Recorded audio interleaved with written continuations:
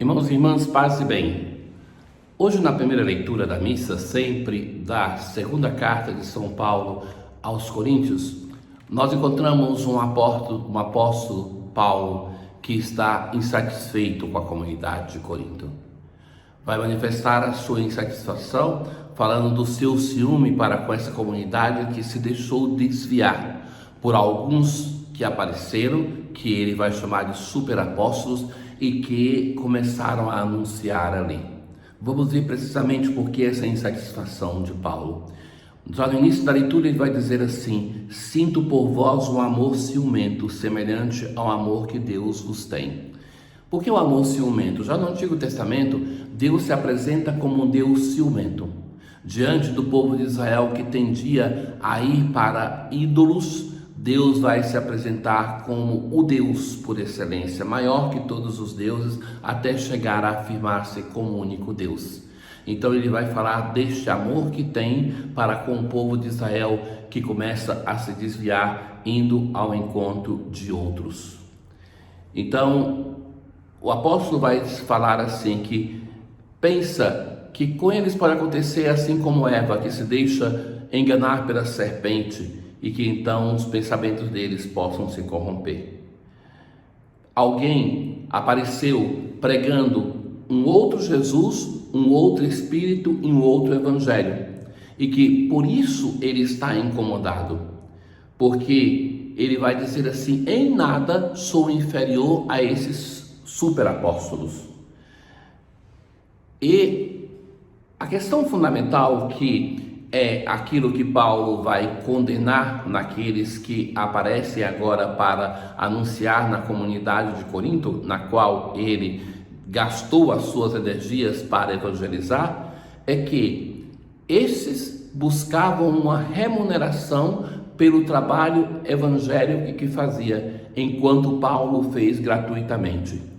Acaso cometi algum pecado pelo fato de vos ter anunciado o Evangelho de Deus gratuitamente? E ainda mais, para vos servir, despojei outras igrejas, delas recebendo o meu sustento. De fato, quando Paulo está em Corinto, outras comunidades vão sustentar para que ele não pese sobre a comunidade. E quando, estando entre vós, tive alguma necessidade, não fui pesado para vocês. Em todas as circunstâncias cuidei e cuidarei ainda de não ser pesado a vós, tão certo quanto a verdade de Cristo está em mim. Será porque eu não vos amo? Deus o sabe. Então, Paulo está indignado, e esse tema vai se prolongar ainda, desses apóstolos, superapóstolos, que ele não diz quem é e não vai dizer mais problemas, mas que fundamentalmente eles estão na comunidade de Corinto e são aceitos, são apreciados, porque eles então buscam uma retribuição pelo ministério que estão fazendo. Aquilo que Paulo vai fazer é gratuito, porque de Deus gratuitamente recebeu o Evangelho, e agora gratuitamente ele distribuiu para a comunidade de Corinto. Já lhe dizia que essa carta ele vai tratar do seu ministério. Fundamentalmente, Paulo não expõe tanto a sua pessoa na segunda carta aos Coríntios, mas o seu ministério. E entre ele e essa comunidade teve uma grande cisão, uma ruptura, e aos poucos ele vai tratando desses temas. Enquanto ele estava distante da comunidade, já lhe dizia uma acusação que vão colocar muito contra o apóstolo, é porque ele se distanciou de Corinto, e quanto ele se distanciou porque estava a serviço do reino e outras comunidades, chegaram esses que ele vai chamar de superapóstolos, e que vão ensinar para eles alguns desvios da doutrina e vão se fazer pagar por esses desvios.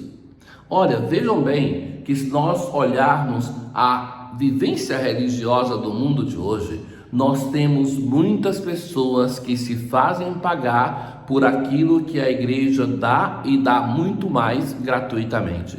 Quantas pessoas hoje se fazem pagar por aquilo que a igreja, através dos sacramentos, através da palavra, através da vida comunitária, dá muito mais sólido e dá gratuitamente. Mas o fato de buscar oferecer essas soluções que são imediatas, quando no mundo de hoje se oferece uma solução imediata, isso prende o nosso coração, porque nós vivemos em um mundo imediatista. Então, quando nos falam, em poucos dias eu vou fazer você estar bem consigo mesmo, em poucos dias você vai aprender as estratégias para você conquistar o mundo, para você falar bem, para você se comunicar, então isso já nos seduz. E para isso as pessoas são capazes de enfiar a mão no bolso e pagar aquilo que nos pedem, aquilo que estão exigindo, para que nós tenhamos a ilusão de termos tudo e termos rápido.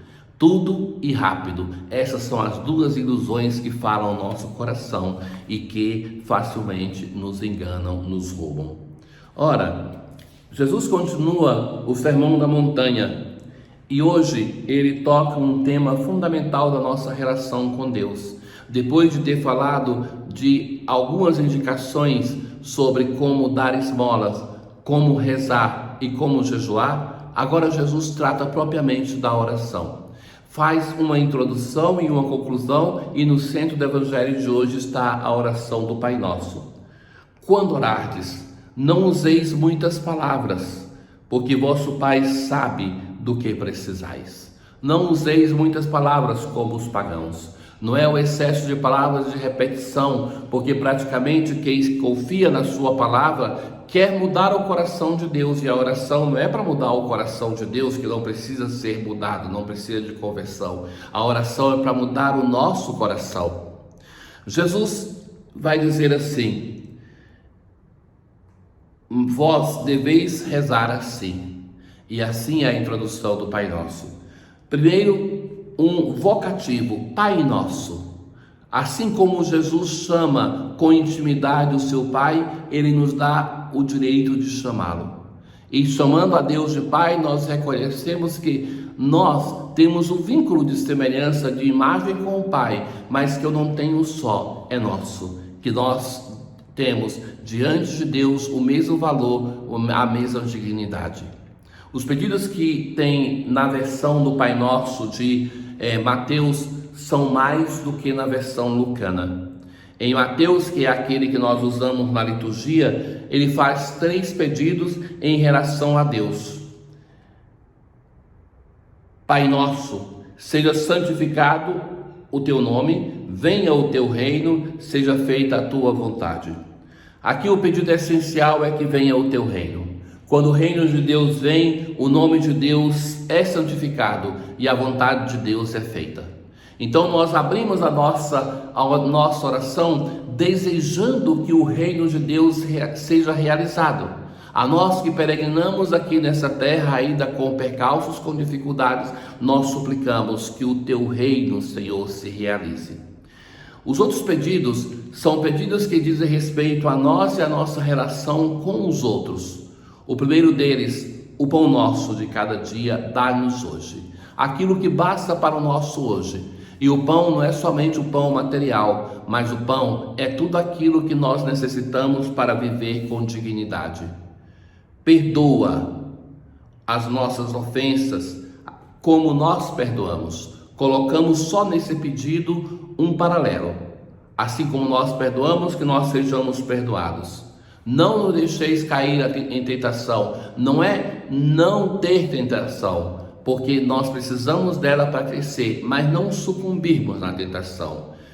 E livra-nos do mal, livra-nos do maligno, livra-nos de todo o mal. Jesus termina o evangelho de hoje fazendo um comentário sobre aquele pedido que é o essencial. De fato, se vós perdoardes aos homens as faltas que eles cometerem, vosso Pai que está nos céus também vos perdoará. E se não perdoardes, vosso Pai não vos perdoará. É o perdão que é o grande tema da oração.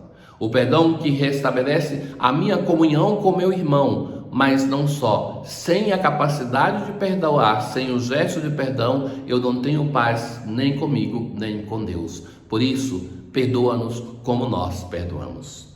Meus caros irmãos, no Evangelho de hoje se trata um tema importante, essencial no nosso caminho de fé. Estejamos atentos à nossa vida de oração. O Senhor esteja convosco, Ele está no meio de nós.